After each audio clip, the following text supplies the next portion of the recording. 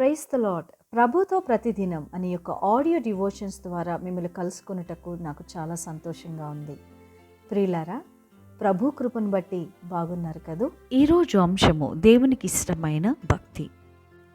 లేఖన భాగము యాకోబు రాసిన పత్రిక 1:27. తండ్రి అయిన దేవుని ఎదుట పవిత్రమును నిష్కలంకమైన భక్తి ఏదనగా దిక్కులేని పిల్లలను విధవరాండ్రను వారి ఇబ్బందుల్లో పరామర్శించుటయు ఇహలోక మాలిన్యము అంటకుండా తన్ను తాను కాపాడుకొనుటయనే. స్నేహితులారా, ఈ వచనములో దేవుని యందు భక్తి కలిగి ఉండటం అంటే ఏంటి అనంటే, ఇహలోక సంబంధమైన మాలిన్యాన్ని అంటించుకోకుండా ఏం కలిగి ఉండాలంటే ప్రేమ కలిగి ఉండాలి. ప్రేమ ఉంటే పొరుగువాన్ని ప్రేమిస్తాము, స్నేహితునికి సహాయం చేస్తాము, అత్తమామల్ని తల్లిదండ్రుల్ని బాగా చూసుకుంటాం, సమాధానంగా అందరితో ఉంటాం కదండి. మరి నీవు నేనేం చేస్తున్నాం? యేసయ్య అంటున్నారు మత్తయి సువార్త 7:23 ప్రభువా నీ నామమున ప్రవచించలేదా, దెయ్యములు వెళ్ళగొట్టలేదా, అనేక అద్భుతములు చేయలేదా అని చెప్తున్నారు. అప్పుడు నేను అక్రమం చేయవారలారా నా యొద్ద నుండి తొలగిపోండని మీతో చెప్తును.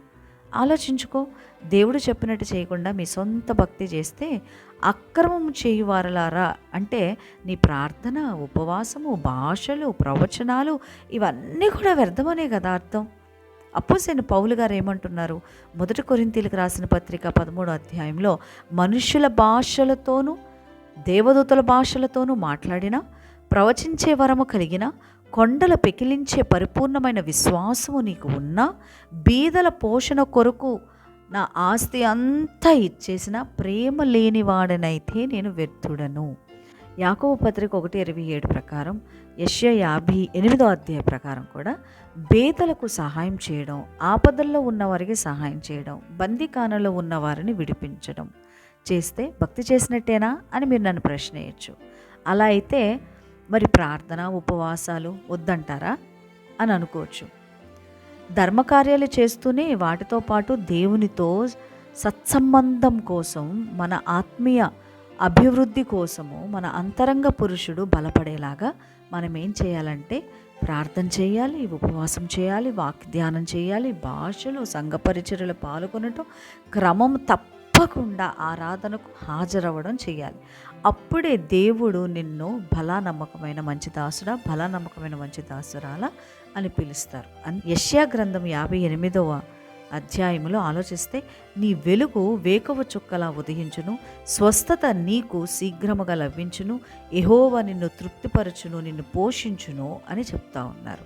అలా కాకుండా నీ పొరుగువాడు చలికి బాధపడుతుంటే మంట కాచుకో, రగ్గు కప్పుకో, ఆకలితో ఉంటే ఇంటికెళ్ళి భోజనం చేయి, వండుకొని తిను అని నీవు చెబితే ప్రయోజనమేముంది? డబ్బులు ఉంటే రగ్గు వాళ్ళు కొనుక్కోలేరా?